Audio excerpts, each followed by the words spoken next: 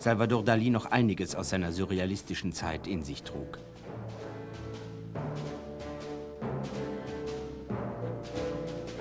Pour Dalí, pouvoir faire quelque chose qui soit sacré et en même temps qui ne serve à rien, c'est vraiment sublime. C'est la chose qui me plaît le plus. Dalí hat sehr treffsicher den erbärmlichen Konformismus seiner Zeit gegeißelt.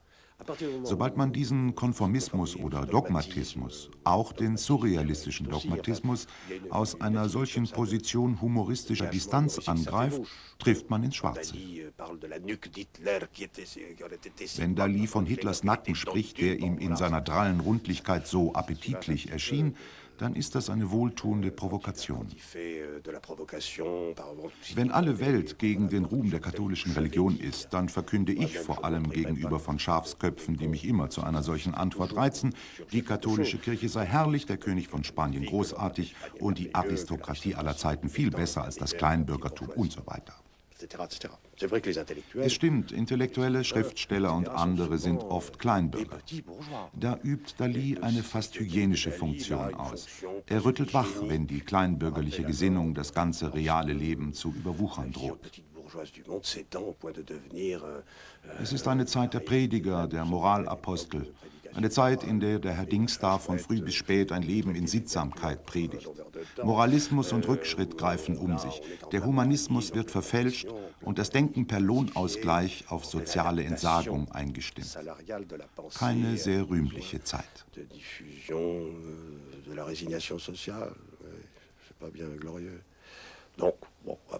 Nein, über Dalí lässt sich nichts Schlechtes sagen, denn schließlich hat er diese gewaltige Heuchelei, diese Wohlanständigkeit doch ein wenig durchschaut. Nichtsdestotrotz sollte man ein bisschen weitergehen, denn wenn man ein Revolutionär und nicht nur ein zutiefst konservativer Provokateur ist, dann muss man alles in Frage stellen. Das ist es, was das Revolutionäre im Grunde bewirken soll. Im Raum, in der Zeit, in den zwischenmenschlichen Beziehungen.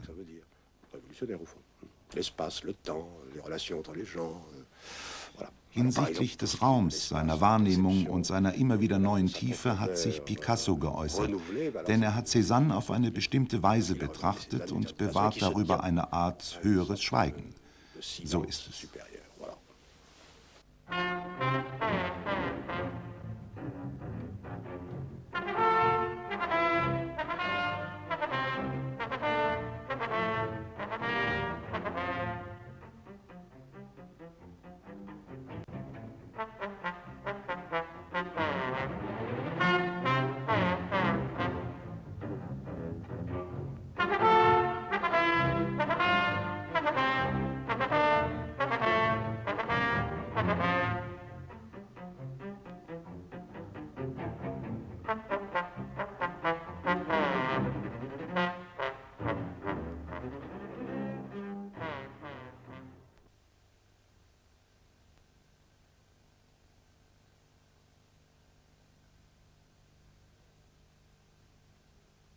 Salvador Dalí, il est un mot qui revient souvent sous la plume de vos biographes, que l'on retrouve dans maints articles de presse qui vous sont consacrés, c'est le mot paranoïaque. D'après le dictionnaire Larousse, un paranoïaque est, je cite, une personne atteinte d'une psychose caractérisée par un orgueil exagéré, de l'égoïsme, de la susceptibilité, de la méfiance. Vous sentez-vous concerné par cette définition?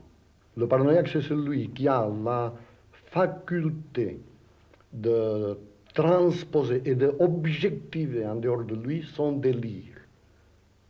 Le paranoïaque classique, c'est Leonardo da Vinci, quand il dit qu'en regardant les taches d'humidité informelles au mur, au lieu de quelque temps, on peut voir se dessiner des batailles terriblement précises et concrètes. Alors, si c'est un vrai paranoïaque comme lui, quand son délire, qui a provoqué ces visions dans le mur, passe, il peut montrer avec le bout de son doigt à n'importe qui, à sa bonne, aux gens qui passent, les figures équestres, les visages qu'il a vus dans les taches d'humidité, et tout le monde sera forcé de voir exactement ce que lui, il avait vu dans son délire. Tandis que les autres genres de psychose, ou même un rêve quelconque, c'est déjà du domaine du délire, aussitôt que le rêve finit, on peut le raconter, mais personne n'y croit, parce qu'il s'efface. On ne peut pas montrer que c'était vrai.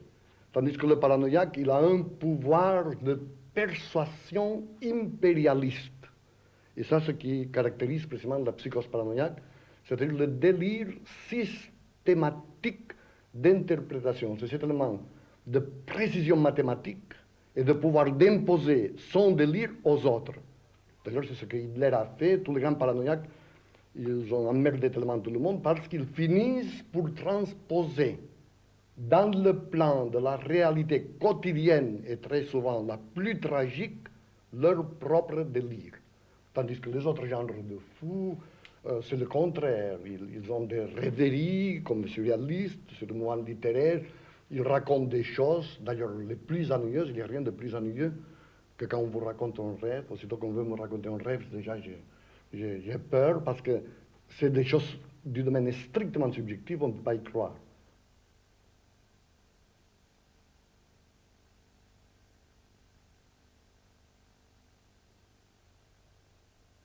Vous vous définissez comme l'inventeur de la nouvelle mystique paranoïaque critique. Pouvez-vous nous préciser ce que vous entendez par là?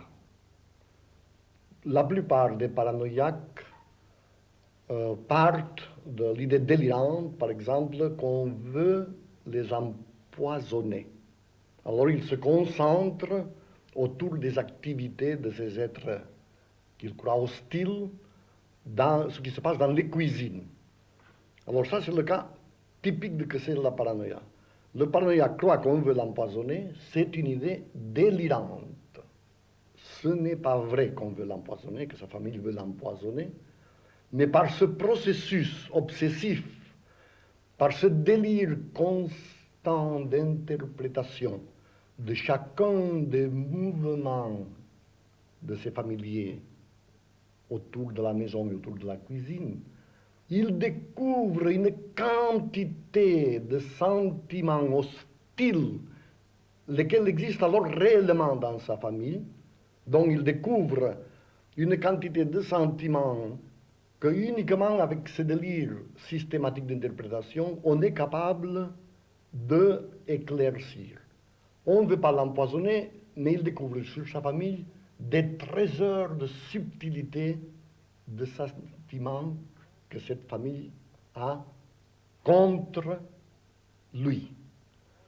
Et alors là, naturellement, ça vient le côté mystique de la cuisine, parce que dernièrement, des jésuites qui ont venu me voir, ils m'ont demandé pourquoi je peignais des montres molles. Alors, aussitôt, j'ai répondu que je peignais des montres molles parce que j'étais mystique. Alors ils m'ont dit, mais quel rapport entre le mysticisme et les montres molles? Et j'ai répondu, parce que les montres molles sont comme du fromage, et surtout comme le camembert quand il est tout à fait à point, c'est-à-dire qu'il a la tendance de commencer à dégouliner. Et alors il dit, mais quel rapport entre le fromage et le mysticisme? Alors Dali a répondu une chose sublime. Il a dit, parce que Jésus, c'est du fromage. Alors là, il y a eu une certaine malaise de la part des jésuites, mais comme que je suis très jésuitique moi-même, je savais déjà que cette chose, c'était Saint Augustin qui l'avait dit avant Dali. Et alors je leur ai cité un psaume de la Bible dans lequel on parle de Jésus en le comparant à une montagne. C'est très long, mais ça commence en disant montus coagulatus, montus fermentatus, montus... Enfin, c'est une série de montagnes, toutes lesquelles ils ont les attributs et les vertus caractérisées et ammoniacales du fromage. Et rien d'autre que Saint Augustin, il écrit textuellement que ce passage, il faut l'interpréter que Jésus, ce n'est pas une montagne de fromage, mais c'est des montagnes et de montagnes montagne de fromage. Alors, un des frères un des jésuites m'a dit, je crois que dans ça, il y a quelque chose de vrai, parce que je me souviens de ce passage de Montus Coagulatus, mais je ne me souviens pas de la citation de Saint Augustin. Et au bout de 3 jours, j'ai reçu une lettre en disant, vous aviez tout à fait raison. Il m'a envoyé la citation exacte de Saint Augustin, que moi-même, je ne connaissais pas très bien. Et naturellement, si ça aurait été Dali tout seul qui aurait dit que Jésus c'était du fromage, ça n'aurait pas marché du tout. Mais si c'est Saint Augustin, alors tout le monde est forcé de dire que quand même c'est pas aussi fou, ni aussi paranoïaque que ça. Entre parenthèses, Saint Augustin c'était un grand paranoïaque, comme tous les mystiques. Parce qu'ils font valoir, le mystique c'est celui qui, au détriment de tout ce qui l'entoure, il systématise une seule et unique idée obsédante, l'idée de Dieu.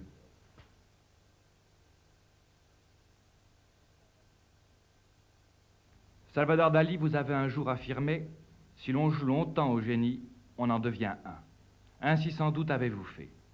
Je suis donc tenté de vous poser cette question. Quel âge aviez-vous lorsque vous avez acquis la certitude que vous étiez un génie? La certitude exactement quand j'avais 25 ans. Mais j'ai joué à être le génie depuis ma première enfance. Et l'origine de ce jeu a été conditionnée par le meurtre de mon frère. C'est-à-dire que j'étais obligé de tuer mon frère, lequel il était mort déjà, je crois, 3 ans avant ma naissance. Mais il résulte que mes parents avaient fait une chose qui a eu des conséquences aussi tragiques et glorieuses pour ma vie, c'est-à-dire qu'ils aimaient beaucoup ce frère mort, et quand moi je venu au monde, ils m'ont donné le même nom que le frère mort, c'est-à-dire Salvador.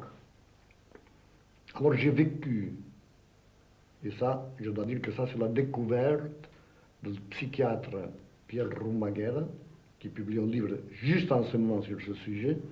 Et il a travaillé peut-être 7 ans pour voir si j'étais fou ou pas. Maintenant, il est arrivé à la conclusion que je suis un des cerveaux le mieux organisé qu'il a jamais traité. Et lui, il a découvert cette espèce de complexe qui est grandiose et qu'on peut appeler déjà maintenant celui des Dioscures. Maintenant, je vais l'expliquer rapidement. J'ai vécu toute mon enfance et toute mon adolescence avec l'idée que je formais part de mon frère mort.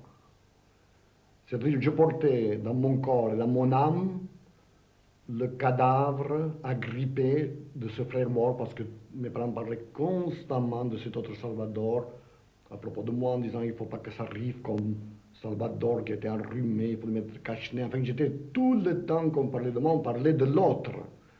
Alors, pour me séparer de cet autre frère mort, j'étais obligé justement à jouer au génie dans le sens d'affirmer toutes les minutes que moi je n'étais pas de l'autre, que moi je n'étais pas mort, et alors j'étais forcé de commettre et de perpétrer tous ces genres d'excentricité, que c'est le côté loufoque que les gens croient voir dans Dali, et que justement c'est le côté le plus tragique de mon existence, puisque toutes les semaines, j'ai dû affirmer pour m'en convaincre moi-même que je n'étais pas l'autre, que moi j'étais le frère vivant.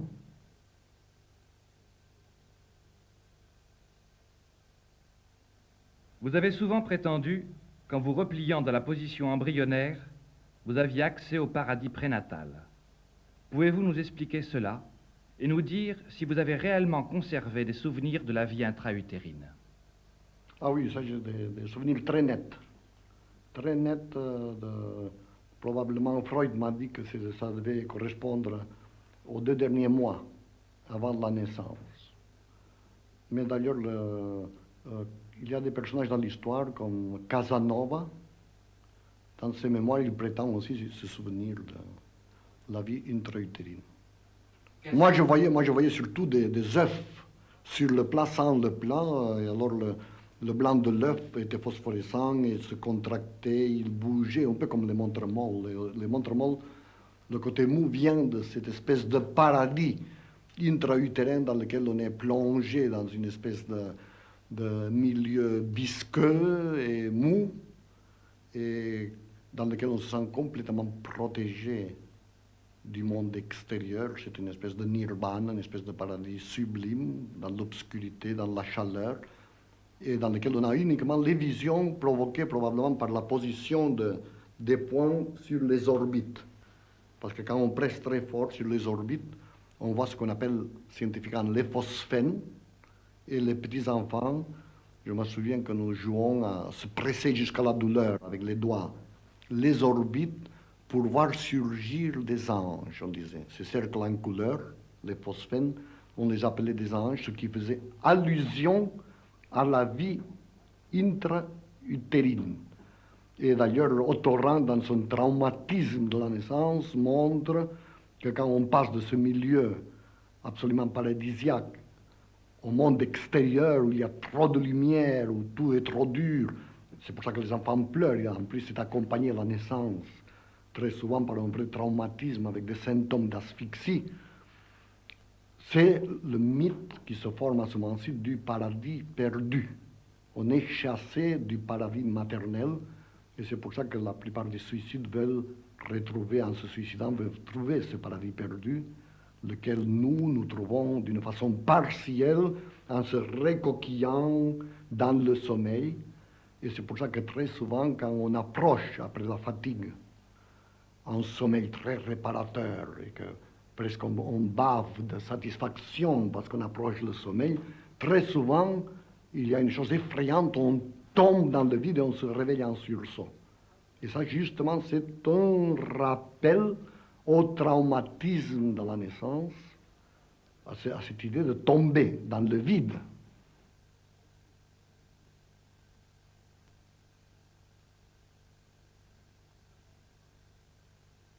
Nous savons que sans vous choquer et sans risquer de vous déplaire, nous pouvons aborder avec vous un sujet qui appartient au domaine de votre vie privée. Gala. Gala, autrement dit Madame Salvador Dali. Pouvez-vous évoquer pour nous les circonstances de votre rencontre avec Gala? C'était terriblement subite, puisque la première vraie rencontre, j'ai ouvert la porte de ma maison de mes parents, et Gala était déjà nu derrière la porte.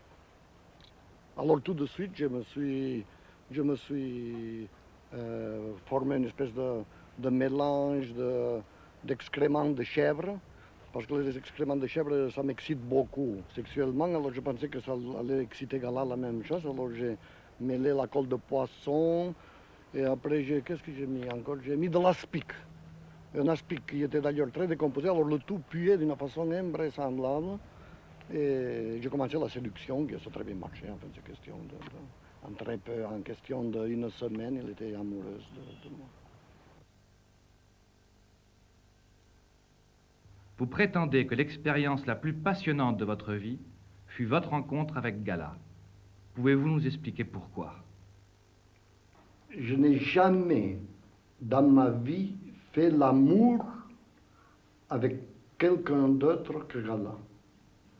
Alors quand je dis ça, surtout à des hommes et tout ça, ils pensent que c'est une espèce d'exhibitionnisme tout à fait à l'envers, de prétendre ça, mais c'est vrai, je suis très catholique et je considère qu'il faut faire l'amour uniquement avec la femme légitime. Et d'ailleurs, maintenant j'ai une grande préoccupation parce que dans ma vie, ce que j'aime le plus, c'est la liturgie et le sacré. Alors, je n'ai pas pu me marier avec Gala pendant très longtemps, puisqu'il était la première femme du poète, de mon ami de poète Paul Éluard. Et j'ai dû attendre que Éluard meure pour me marier. J'étais marié par le civil, mais je me suis marié par l'église il y a uniquement 5 ans. Et aussitôt que j'ai fini de me marier, ça m'a pris une espèce de rage aux dents, une espèce de mal de dents terrible. Ça m'a pris tellement que je voulais me remarier encore une fois. À tel point, l'organe, la musique des orgues, et tout le cérémonial névrotique autour du mariage m'a plu. Et alors j'ai venu à Portligat avec cette espèce d'idée obsessive de me remarier. Et justement, j'ai rencontré un évêque qui était au bord de la mer, assis dans une chaise. C'est curieux parce que toujours que dans des circonstances importantes de ma vie, je trouve des évêques ou des archevêques assis dans des chaises au bord de la mer, ce qui n'arrive pas aux autres personnes. Alors je lui ai raconté tout de suite que je voulais me remarier, et c'était surprenant parce qu'il m'a dit que c'était possible. Il paraît que je peux me remarier encore une fois avec Gala par le rite copte. Alors je pense aller en Éthiopie et dans 2 ans me remarier avec Gala. Et d'après l'Église catholique, d'après ce qu'il m'a dit cet évêque et d'autres autorités ecclésiastiques, le nouveau rite copte est tout à fait permis par l'Église catholique. Ça n'enlève rien et ça n'ajoute rien, donc on peut le faire. Alors pour Dali, pouvoir faire quelque chose qui soit sacré et en même temps qui ne serve à rien, c'est vraiment sublime. C'est la chose qui me plaît le plus. Alors j'annonce que dans 2 ans, je me marie de nouveau par Gala, par le rite copte.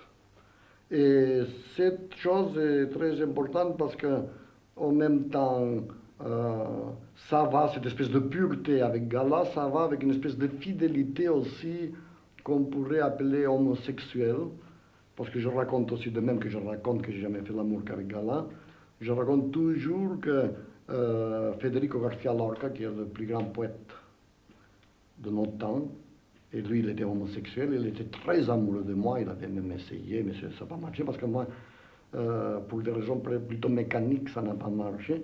Mais alors j'ai resté quand même fidèle aussi à l'amour, qui s'est transformé dans une espèce d'amour néoplatonicien après, avec García Lorca, lequel a fait la fameuse Oda à Salvador Dali.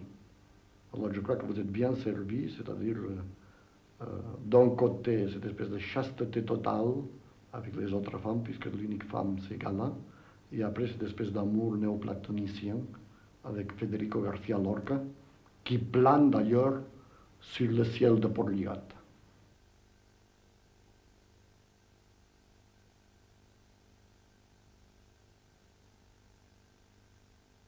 Vous avez souvent prétendu que votre femme vous avait sauvé de la folie. Cela est-il exact? Oui, tout à fait, parce que là, c'était le moment où je peignais le spectre du sexapile, et j'étais persécuté par une espèce de complexe d'impuissance. D'ailleurs, je suis un peu impuissant, pas tellement comme je le raconte, parce que toujours j'exagère les choses, mais à ce moment-ci, j'avais l'idée, j'avais lu un roman érotique de Caballero Audaz, que c'était un auteur pornographique espagnol, et qui racontait l'acte de l'amour d'une façon tellement violente que moi-même je me croyais incapable de le réaliser. Après, j'avais découvert qu'il ne s'agissait pas de faire l'amour normal, mais qu'il s'agissait d'un acte de sodomisation, pour lequel il faut être beaucoup plus puissant et beaucoup plus averti et beaucoup plus technique. Mais quand même, je me considérais moi-même incapable de réaliser toutes ces choses. Ça m'apparaissait, d'ailleurs, le sexe féminin m'apparaît toujours une chose très remplie de portes, d'antichambres, une chose très obscure et très mystérieuse. Et à ce moment-ci, cette espèce de complexe d'impuissance avait détourné ma libido dans des vraies folies érotiques, la plupart se finissant comme Louis II de Bavière. D'ailleurs, je me déguisais toujours en roi pour me masturber, c'était une de mes vices. Et si je n'ai pas trouvé Gala avec laquelle j'ai découvert l'amour qu'on peut dire normal, c'est certain que 2 ans plus tard, toutes mes idées délirantes auraient dépassé les mesures de la pure paranoïa et ça aurait devenu vraiment de la psychopathologie pure et simple. Enfin. Tandis qu'elle, il a porté chez moi un élément divin d'équilibre et de classicisme, et j'ai pu, à partir de ça, devenir un fou de précision, un fou classique, et combiner l'espèce d'élan dionysiaque, érotique de ma vie dans une espèce de splendeur de type apollonien. Il ressort des films que vous avez réalisés avec Luis Buñuel une sorte d'obsession sexuelle. Et maintenant, vous vous dites de plus en plus préoccupé par l'idée de chasteté. N'y a-t-il pas là une contradiction? Oui, et de très bonne qualité. D'ailleurs, toute ma vie est une constante paradoxe, une constante contradiction. Et justement, le plus grand philosophe moderne vient d'écrire la logique de la contradiction, c'est M. Stéphane Lupescu. Et dans ce livre, ça ressort que chaque fois qu'il y a quelque chose qui apparaît comme complètement antinomique et irrésoluble au point de vue contradictoire, c'est là où il y a les plus profondes chances de créativité. D'ailleurs, la chasteté et l'érotisme vont tout à fait ensemble, puisque les propres pères de l'Église ont tous accordé que dans les extases mystiques, c'est-à-dire quand les saints, après l'abstinence, arrivent à des visions sublimes, à l'approche des anges, des images angéliques, ou à l'approche de Dieu, toujours il se produit une éjaculation. Ça, c'est tout à fait admis par l'Église. En même temps, la grande contradiction symbolique de la corne, de la licorne, qui est elle-même la corne du rhinocéros, elle représente dans les rêves une espèce de complexe aigu phallique, et en même temps, dans les tapisseries de la licorne, dans le Moyen-Âge, il représente exactement, c'est le symbole de la chasteté.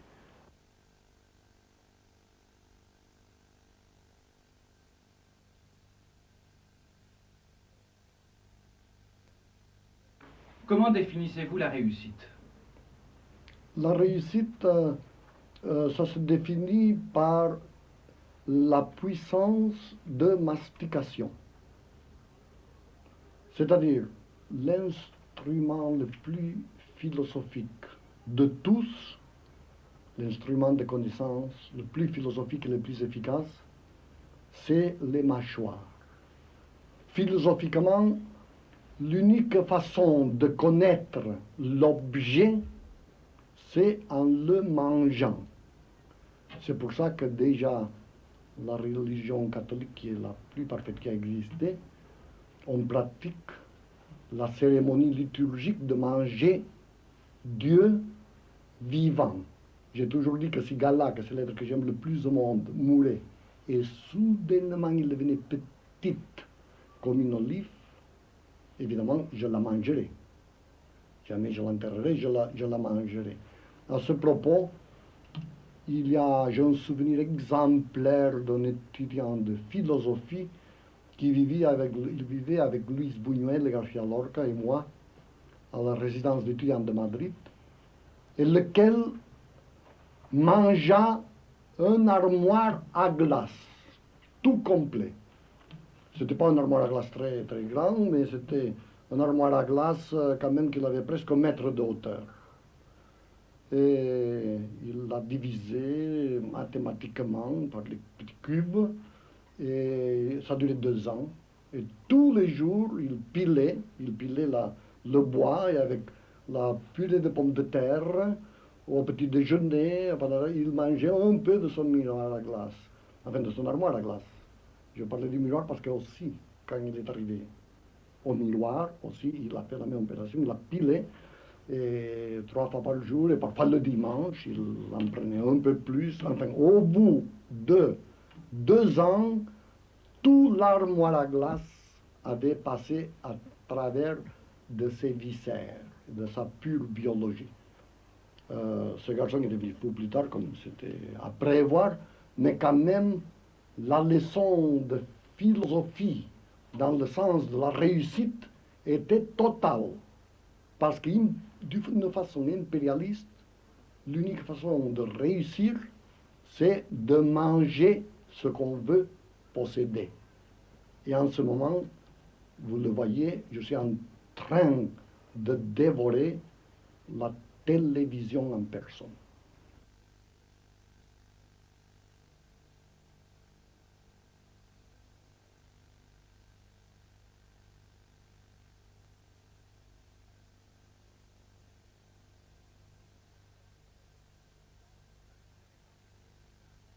Avez-vous jamais tenté de mettre fin à vos jours, et si oui, pourquoi?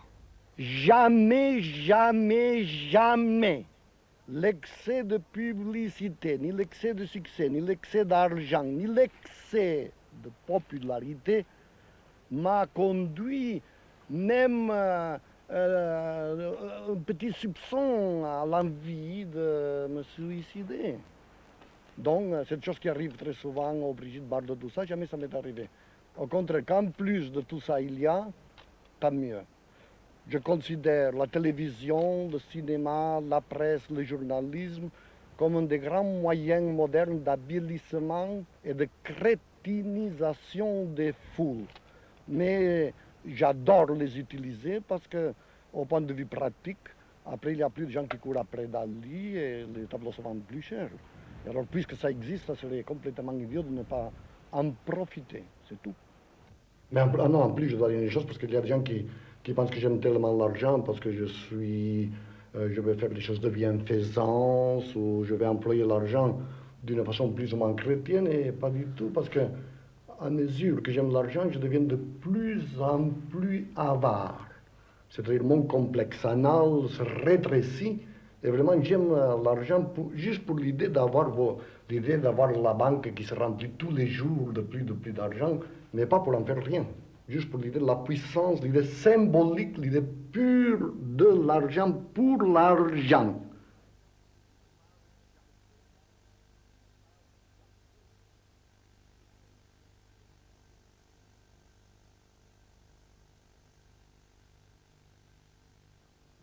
Beaucoup d'artistes de votre époque vous considèrent comme un imposteur. Que leur répondez-vous? Imposteur, non. Imposteur de qui? Imposteur de quoi? Mais je suis beaucoup pire. Et beaucoup mieux que cela, je suis surtout un traître. Et en plus d'un traître, qu'est-ce que je suis encore? Une autre chose qui est beaucoup mieux. Un traître. C'est vrai que maintenant j'ai oublié. Enfin, un traître, mais l'autre chose est mieux, je vais la trouver. Un traître à ma classe d'origine, puisque ma classe d'origine, c'est la bourgeoisie. Et j'ai trahi sensationnellement la bourgeoisie, me déclarant royaliste et monarchiste pour l'aristocratie. Donc, évidemment, un traître, et pire que ça, un provocateur. C'est-à-dire un provocateur de tout.